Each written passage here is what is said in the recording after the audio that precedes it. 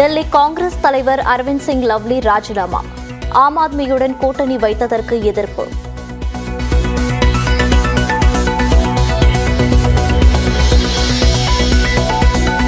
கிருஷ்ணகிரி அருகே இருசக்கர வாகனத்தை ஏற்றி இளைஞர் கொலை. கஞ்சா மற்றும் மது அருந்துவிட்டு தாக்கியவர்களை பிடிக்கச் சென்றபோது சம்பவம்.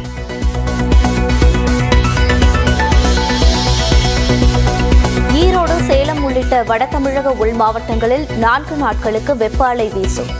108 டிகிரி ஃபாரன்ஹீட் வரை வெப்ப அலை உயரக்கூடும் என வானிலை ஆய்வு மையம் எச்சரிக்கை.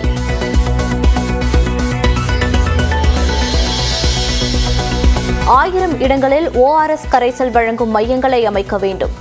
வெப்ப அலையின் எதிரொலியாக தமிழ்நாடு பொது சுகாதாரத்துறை இயக்குநர் உத்தரவு.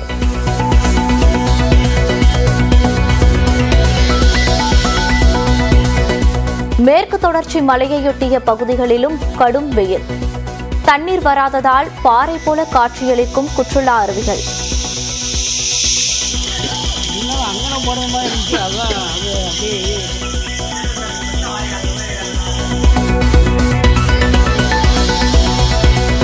கோடை காலத்தில் மக்களுக்கு தடையின்றி குடிநீர் வழங்க அதிகாரிகளுக்கு முதலமைச்சர் அறிவுறுத்தல்.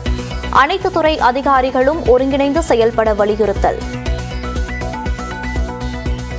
நகராட்சி மற்றும் பேரூராட்சி பகுதிகளில் குடிநீர் பிரச்சனை ஏற்படும் போது அப்பகுதி மக்களை நேரில் சந்தித்து பிரச்சனைகளுக்கு உடனடியாக தீர்வு காண வேண்டும் என்று ஆணையர்கள் அறிவுறுத்தப்பட வேண்டும்.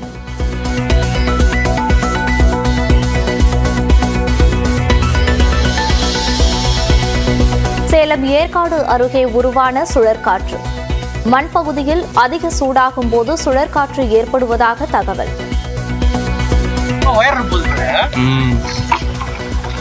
இந்த பக்கமும் அந்த பக்கம் மாத்தி காத்தடிக்குது இல்ல, அவ்வளவு அது நிக்கவே போகுது.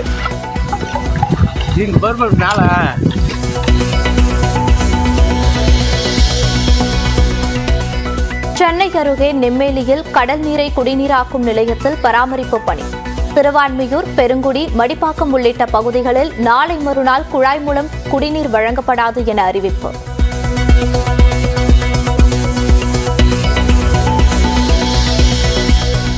மாவட்ட நீதிமன்றங்களில் 2000க்கும் மேற்பட்ட காலி பணியிடங்களை நேரடி தேர்வு மூலம் நிரப்ப நடவடிக்கை.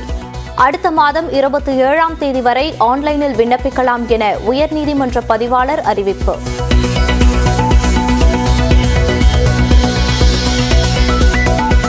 நடிகர் சாஹில் கானை கைது செய்தது மும்பை போலீஸ். மகாதேவ் சூதாட்ட செயலி மோசடி வழக்கில் நடவடிக்கை.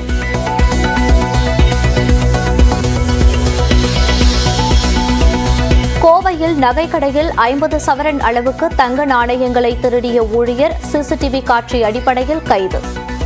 122 தங்க நாணயங்களை பறிமுதல் செய்த காவல்துறையினர்.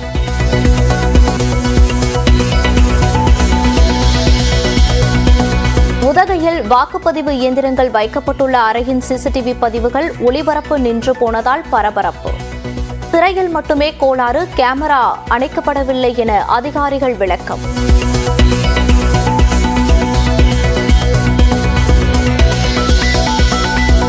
மணிப்பூரில் 6 வாக்குச்சாவடிகளிலும் நாளை மறுதினம் மறுவாக்குப்பதிவு.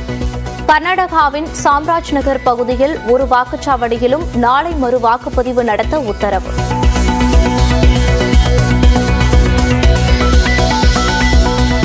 சென்னையில் வாகனங்களின் நம்பர் பிளேட்டுகளில் உள்ள ஸ்டிக்கர்களை அகற்ற மே 1ஆம் தேதி வரை அவகாசம்.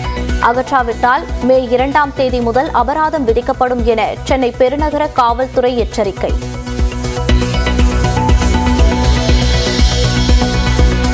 மதுரை வில்லாபுரத்தில் பாதாள சாக்கடைக்கான கான்ட்ராக்ட் சரியாக மூடப்படாததால் விபத்துக்குள்ளான வாகனம். நல்வாய்ப்பாக உயிர் தப்பிய தாய் மற்றும் மகள்.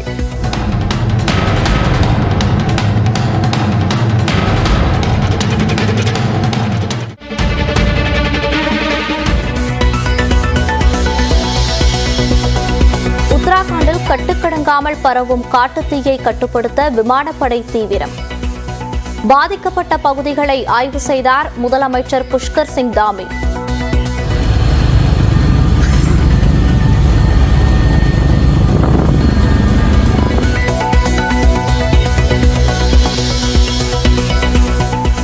குஜராத் மற்றும் ராஜஸ்தானில் 300 கோடி ரூபாய் மதிப்பிலான போதைப் பொருட்கள் பறிமுதல். 3 இடங்களில் உற்பத்தி கூடங்கள் இயங்கியதை கண்டுபிடித்த போதைப் பொருள் தடுப்பு முகமை.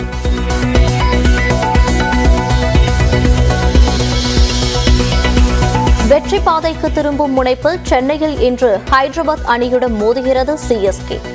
மற்றொரு போட்டியில் குஜராத் டைட்டன்ஸை எதிர்கொள்கிறது ஆர்சிபி.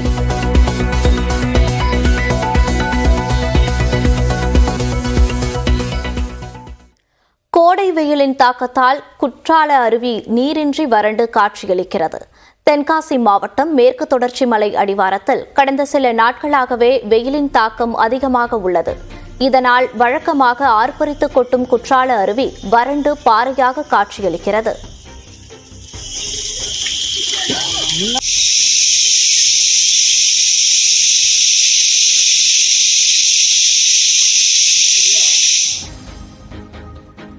இருப்பினும் அமைதியாக இருக்கும் குற்றால அருவியை காண சில சுற்றுலா பயணிகள் செல்கின்றனர்.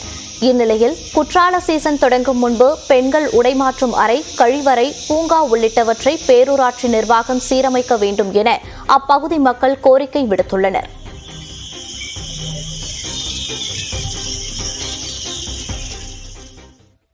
கோடை விடுமுறையொட்டி கன்னியாகுமரியில் கூடிய ஏராளமான சுற்றுலா பயணிகள் சூரிய உதயத்தை காண முடியாமல் ஏமாற்றமடைந்தனர். வார இறுதி மற்றும் கோடை விடுமுறையொட்டி பிரபல சுற்றுலா தலமான கன்னியாகுமரி முக்கூடல் சங்கமத்திற்கு ஏராளமான சுற்றுலா பயணிகள் சென்றனர். அதிகாலையில் சூரிய உதயத்தை பார்க்க கடற்கரையில் அமைக்கப்பட்டிருந்த கேலரியில் சுற்றுலா பயணிகள் குவிந்தனர். ஆனால் மேகமூட்டம் காரணமாக சூரிய உதயம் தெளிவாக தெரியவில்லை. இதனால் ஆர்வத்துடன் சென்ற சுற்றுலா பயணிகள் ஏமாற்றமடைந்தனர்.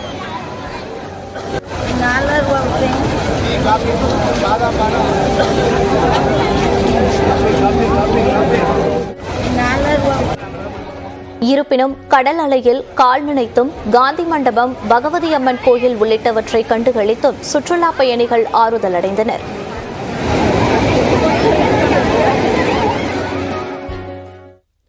தமிழ்நாட்டில் வெப்ப அலை தொடரும் என்று வானிலை ஆய்வு மையம் தெரிவித்துள்ளது.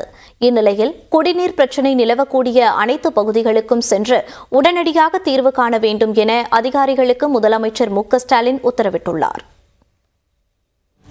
தமிழ்நாட்டில் நேற்று ஈரோடு, திருப்பத்தூர், சேலம், பரமத்தி, தருமபுரி, நாமக்கல் உள்ளிட்ட 12 இடங்களில் வெயில் சதமடித்து சுட்டரித்தது. அதிகபட்சமாக ஈரோட்டில் 108.3 டிகிரி ஃபாரன்ஹீட் பதிவானது.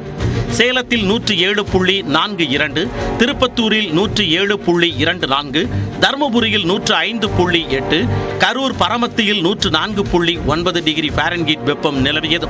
திருத்தணியில் 104.36, வேலூரில் 104.18, நாமக்கல்லில் 104 டிகிரி ஃபாரன்ஹீட் வெப்பம் பதிவானது.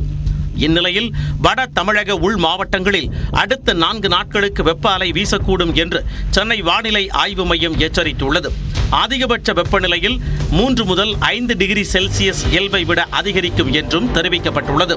வட தமிழக உள் மாவட்டங்களில் 102 முதல் 108 டிகிரி ஃபாரன்ஹீட் வரையிலும், மற்ற மாவட்டங்கள் புதுவை மற்றும் காரைக்கால் பகுதிகளில் 102 டிகிரி ஃபாரன்ஹீட் வரையிலும் அதிகபட்ச வெப்பநிலை இருக்கக்கூடும் என்று குறிப்பிட்டுள்ளது. இதனிடையே தமிழ்நாட்டில் கோடை காலத்தில் பொதுமக்களுக்கு தங்கு தடையின்றி குடிநீர் விநியோகம் செய்வது தொடர்பாக முதலமைச்சர் மு.க.ஸ்டாலின் தலைமையில் ஆலோசனை கூட்டம் நடைபெற்றது. இக்கூட்டத்தில் அமைச்சர்கள் கே.என். நேரு, பெரியசாமி, தலைமைச் செயலாளர் சிவ்தாஸ் மீனா, முக்கிய துறைகளின் செயலாளர்கள் மற்றும் உயர் அலுவலர்கள் கலந்து கொண்டனர். அப்போது பேசிய முதலமைச்சர், தமிழ்நாட்டில் வறட்சியால் குடிநீர் பற்றாக்குறை உள்ள மாவட்டங்களுக்காக மாநில பேரிடர் நிவாரண நிதியில் இருந்து 150 கோடி ரூபாய் ஒதுக்கீடு செய்யப்பட்டுள்ளதாகவும், இதனை தேவைக்கேற்ப மாவட்டங்களுக்கு பிரித்தெடுத்து குடிநீர் வழங்கல் பணிகளை மேற்கொள்ள வருவாய் நிர்வாக ஆணையருக்கு வலியுறுத்தினார். கூட்டு குடிநீர் திட்டங்கள் மற்றும் நீரேற்று நிலைய திட்டப் பணிகளுக்கு மின்சாரம் தடையின்றி கிடைப்பதை உறுதி செய்யுமாறு மின் வாரியத்தின் தலைவரை கேட்டுக்கொண்டார். நகராட்சி மற்றும் பேரூராட்சி பகுதிகளில் குடிநீர் பிரச்சனை ஏற்படும் போது அப்பகுதி மக்களை நேரில் சந்தித்து பிரச்சனைகளுக்கு உடனடியாக தீர்வு காண வேண்டும் என்று ஆணையர்கள் அறிவுறுத்தப்பட வேண்டும். இந்த கூட்டு குடிநீர் திட்டங்கள் மற்றும் நீரேற்று நிலையங்கள் தடையின்றி தொடர்ந்து செயல்படுத்துவதற்கு சீரான தடை இல்லாத மின்சார அவசியம். எனவே இத்தகைய திட்டப் பணிகளுக்கு மின்சாரம் தடையின்றி கிடைப்பதை உறுதி செய்யுமாறு மின்வாரிய தலைவர் அவர்களை கேட்டுக்கொள்கிறேன். கிராமங்களில் ஆழ்துளை கிணறுகள் வறண்டிருப்பதால் லாரிகள் மூலம் மக்களுக்கு குடிநீர் கிடைக்கப் பெறுவது உறுதி செய்யப்பட வேண்டும் என ஊரக வளர்ச்சித்துறைக்கு அறிவுறுத்தினார். நமது மாநிலம் இத்தகைய குடிநீர் பற்றாக்குறை சூழலை சந்திப்பதை மனதில் வைத்து மக்களுக்காக அனைத்து துறையும் ஒருங்கிணைந்து செயல்பட வேண்டும் என அதிகாரிகளை முதலமைச்சர் கேட்டுக்கொண்டார். இதனிடையே தமிழ்நாடு முழுவதும் 1000 இடங்களில் ORS பாக்கெட்டுகளை வழங்க ரீஹைட்ரேஷன் பாயிண்ட்ஸ் எனப்படும் நீர்ச்சத்து குறைபாட்டை போக்கும் மையங்களை அமைக்க பொது சுகாதாரத்துறை இயக்குனர் உத்தரவிட்டுள்ளார். மாவட்டத்தை பொறுத்து தலா 15 முதல் 25 மையங்களை ஏற்படுத்தி பொதுமக்களுக்கு தேவையான ORS பாக்கெட்டுகளை வழங்க ஆணையிடப்பட்டுள்ளது. சென்னையில் மட்டும் 75 இடங்களில் ரீஹைட்ரேஷன் பாயிண்ட்ஸ் மையங்கள் ஏற்படுத்தப்பட உள்ளன. இந்த 1000 மையங்களும் ஜூன் மாதம் 30ஆம் தேதி வரை செயல்படும் என தெரிவிக்கப்பட்டுள்ளது.